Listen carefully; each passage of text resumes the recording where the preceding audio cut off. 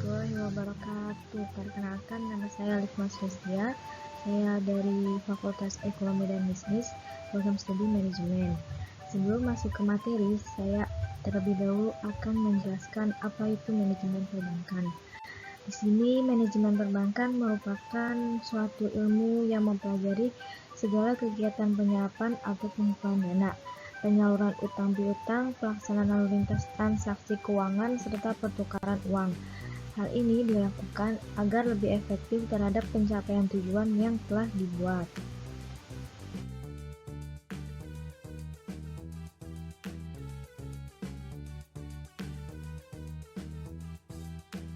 Nah, sekarang kita langsung saja masuk ke materinya. Yang pertama, saya akan membahas tentang pengertian bank dan lembaga keuangan. Terlebih dahulu, saya akan membahas tentang pengertian bank. Apa itu bank?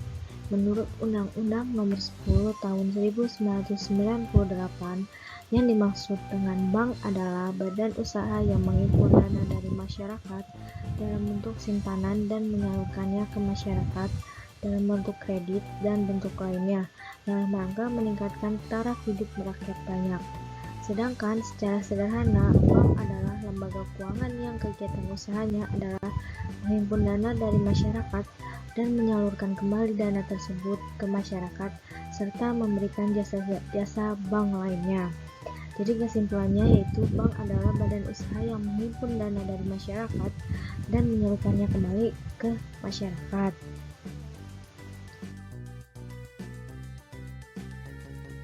Selanjutnya saya akan membahas tugas dan fungsi bank. Langsung saja yang pertama, di sini ada bank bertugas menyalurkan kredit kepada lembaga usaha atau perseorangan yang membutuhkan. Tujuan penyaluran kredit ini adalah untuk kegiatan yang bersifat produktif. Kredit sendiri terbagi menjadi 3 jenis, yaitu kredit jangka panjang, kredit jangka menengah, dan kredit jangka pendek. Yang kedua, di sini ada menyalurkan jasa di bidang lalu lintas, peredaran, dan pembayaran uang. Jasa-jasa ini termasuk jasa pengeluaran cek, menjual dan membeli wesel, penukaran falas, dan masih banyak lainnya. Yang ketiga, ada perbankan memiliki tugas untuk menarik uang dari masyarakat.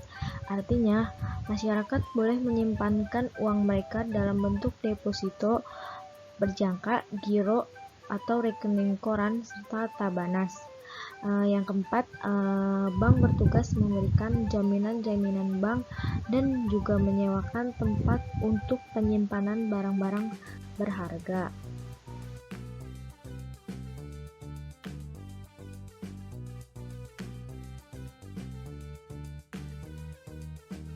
Selanjutnya kita membahas pengertian lembaga keuangan.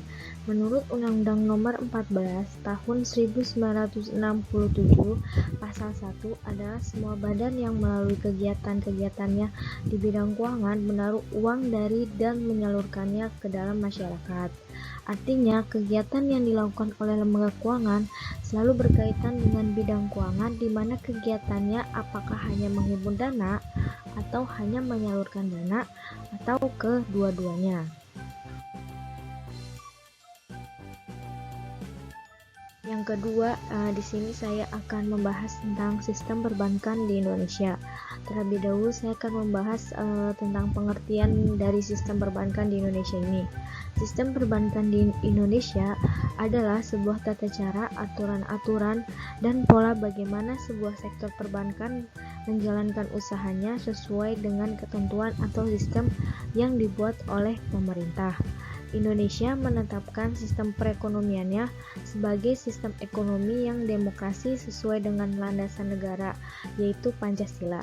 Hal ini diatur dalam Undang-Undang Asas Perbankan Indonesia Pasal 2 Undang-Undang Nomor 7 Tahun 1992 yang berbunyi, perbankan Indonesia dalam menjalankan usahanya berasaskan demokrasi ekonomi dengan prinsip kehati-hatian. Selanjutnya saya akan membahas sejarah perbankan di Indonesia. Sejarah dibagi menjadi dua, yaitu sejarah perbankan dan sejarah perbankan di Indonesia. Terlebih dahulu saya akan membahas sejarah perbankan. Di sini ada bank sebagai lembaga penukaran uang, bank sebagai tempat penitipan uang, bank sebagai tempat peminjaman uang, dan bank sebagai perantara keuangan. Yang kedua, ada sejarah perbankan di Indonesia. Di sini ada perbankan Indonesia zaman kolonial, perbankan Indonesia zaman kemerdekaan yaitu Bank Surakarta 1945, Bank Rakyat Indonesia 1946, dan Bank Negara Indonesia 1946, dan masih banyak lagi. Yang ketiga ada perbankan Indonesia era 1960 sampai 1970-an.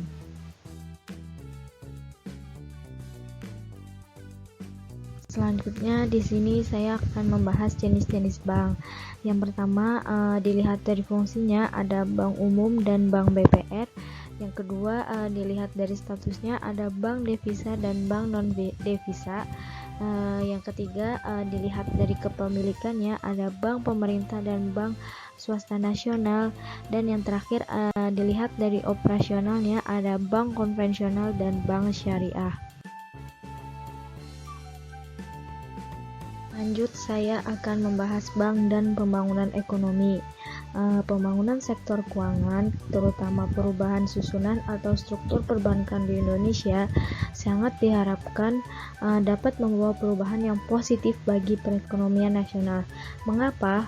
Karena lembaga keuangan, khususnya perbankan, memiliki peran yang sangat penting terhadap pergerakan roda perekonomian di Indonesia, khususnya dalam hal pertumbuhan ekonomi suatu negara ketika negara sedang melakukan proses pemulihan ekonomi. Sementara itu, terdapat dua jenis peranan perbankan, yaitu peranan dalam negeri dan peranan luar negeri. Peranan dalam negeri artinya bank mempunyai peranan untuk memenuhi kebutuhan ekonomi dalam negeri seperti kegiatan administrasi keuangan, penampungan uang, penggunaan uang, penukaran dan perdagangan uang, pengawasan uang, perkreditan dan pengiriman uang. Sedangkan peranan perbankan untuk luar negeri meliputi hal yang berkaitan dengan lalu lintas devisa, hubungan perdagangan dan moneter antar negara. Yang ketiga, di sini saya akan membahas struktur dan organisasi bank. Struktur perbankan suatu negara dipengaruhi oleh dua faktor utama, yaitu faktor ekonomi dan faktor hukum dan peraturan. Sistem perbankan merupakan subsistem dari lembaga finansial. Setiap negara memiliki keunikan dalam sistem perbankannya, karena sistem itu diatur berdasarkan undang-undang dan peraturan pemerintah setiap negara. Dalam perjalanan menuju globalisasi di bidang perdagangan dan keuangan telah mendorong diadakannya deregulasi dalam pasar finansial untuk menyesuaikannya dengan perkembangan yang telah terjadi dalam pasar finansial internasional. Tambahan pula, revolusi teknologi informasi dan komunikasi semakin mempercepat proses globalisasi sistem finansial. Jadi, struktur organisasi adalah spesifikasi pekerjaan yang harus dilakukan dalam organisasi serta cara-cara mengalihkan pekerjaan yang satu dengan yang lainnya. Dan di sini ada contoh struktur organisasi bank dari PT Bank BRI Syariah Tbk. Di sini ada rapat umum pemegang saham RUPS, Dewan Pengawas Syariah DPS, Dewan Komisaris, Direktur Utama PDR, Direktur Operasional MDO, Direktur Kepatuhan MDC, Direktur Bisnis Komersial MDB, Direktur Bisnis Return MDR, dan Koordinator Penunjang Pembiayaan dan Aset Khusus CFS. Dan di bawah ini ada divisi-divisi dari PT Bank BRI Syariah Tbk.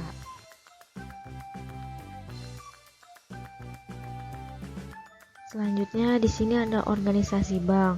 Organisasi hanya merupakan alat dan wadah dari sekelompok orang yang bekerja sama dalam melakukan aktivitas-aktivitas untuk mencapai tujuan.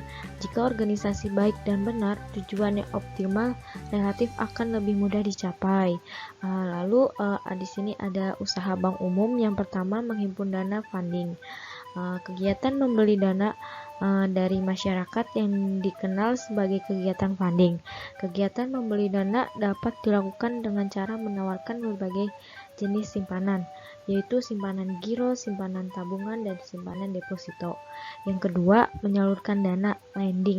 Kegiatan menjual dana yang berhasil dihimpun dari masyarakat dikenal dengan lending. Penyaluran dana yang dilakukan oleh bank melalui kredit.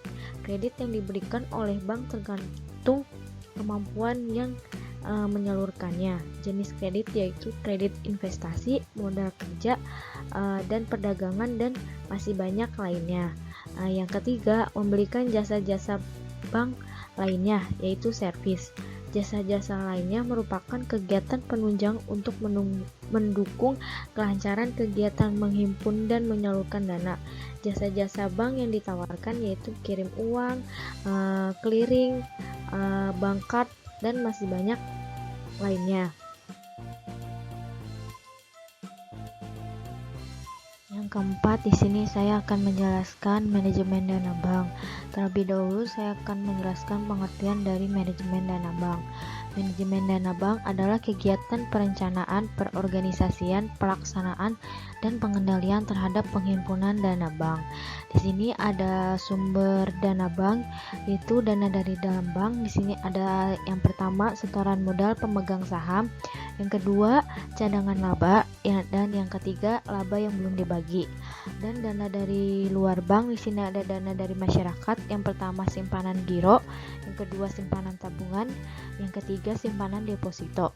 Dan dana dari lembaga lainnya, yang pertama, bantuan likuiditas Bank Indonesia BLBI, yang kedua, pinjaman antar bank, dan yang ketiga, pinjaman dari bank luar negeri, dan yang keempat, surat berharga pasar uang SBPU.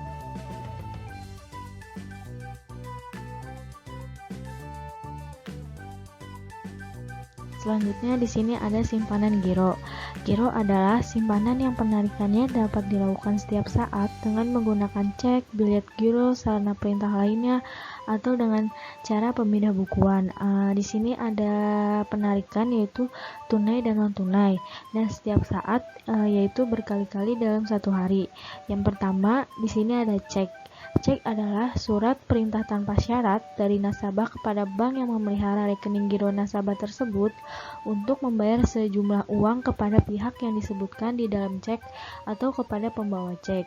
Yang kedua, ada bilet giro. Bilet giro ini adalah surat perintah dari nasabah kepada bank yang memelihara rekening giro nasabah tersebut untuk memindah bukuan sejumlah dana dari rekening yang bersangkutan kepada pihak penerima yang disebutkan namanya bank yang sama atau bank lainnya.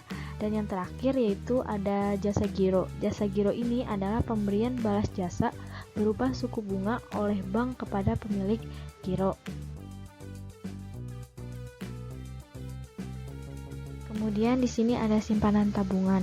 Simpanan tabungan adalah simpanan yang penarikannya hanya dapat dilakukan menurut syarat-syarat tertentu yang disepakati, tetapi tidak dapat ditarik dengan cek, bilet giro, atau alat lainnya yang dipersamakan dengan itu. Kemudian di sini ada alat penarikan tabungan yaitu buku tabungan, slip penarikan, kartu yang terbuat dari plastik, dan kombinasi yaitu buku dan slip penarikan. Dan yang terakhir di sini ada simpanan deposito. Deposito ini sendiri adalah simpanan yang penarikannya hanya dapat dilakukan dengan waktu tertentu berdasarkan perjanjian nasabah penyimpan dengan bank. Kemudian di sini ada jenis deposito yaitu deposito berjangka, sertifikat deposito, dan deposito on call.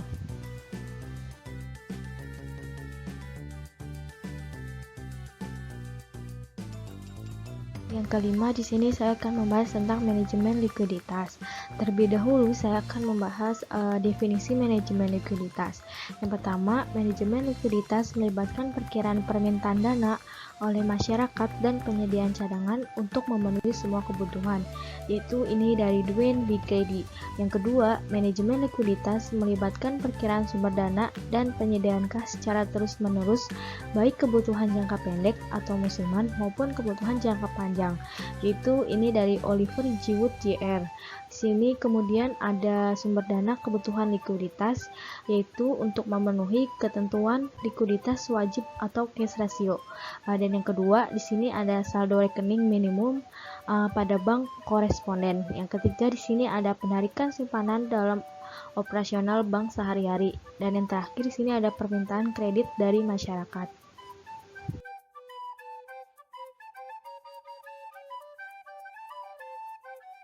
Kemudian di sini ada jenis-jenis likuiditas. Yang pertama ada deposit liquidity. Ditunjukkan bagaimana bank mengusahakan agar mampu memenuhi atau melayani nasabah sewaktu menarik simpanannya. Yang kedua ada portfolio liquidity. Likuiditas dalam kaitannya dengan proyeksi pemberian pinjaman. Kemudian ada tujuan manajemen likuiditas. Yang pertama menjaga posisi likuiditas bank agar selalu berada pada posisi yang ditentukan bank sentral. Yang kedua, di sini ada mengelola alat-alat likuid agar selalu dapat memenuhi semua kebutuhan cash flow, termasuk kebutuhan yang tidak diperkirakan, misalnya penarikan yang tiba-tiba terhadap sejumlah giro atau deposit berjangka yang belum jatuh tempo. Dan yang terakhir di sini ada sedapat mungkin memperkecil adanya idle funds.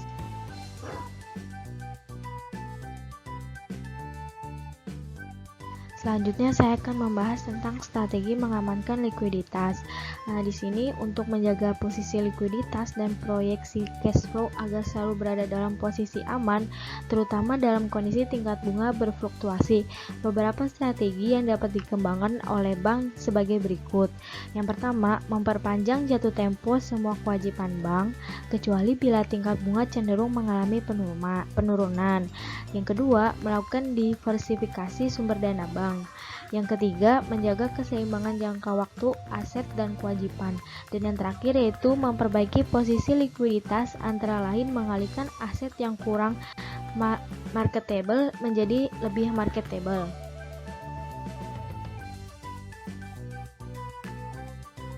Terakhir di sini saya akan membahas konsep likuiditas.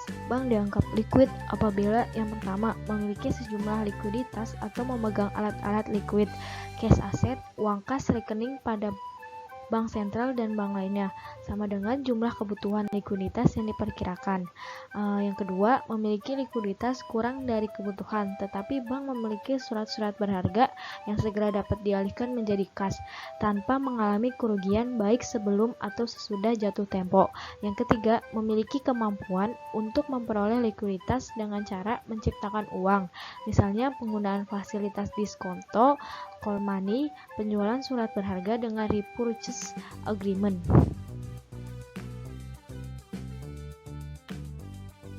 Sekian presentasi dari saya, dan apabila ada tutur kata saya yang kurang berkenan di hati, mohon untuk dimaafkan. Sekian dan sampai jumpa. Wassalamualaikum warahmatullahi wabarakatuh.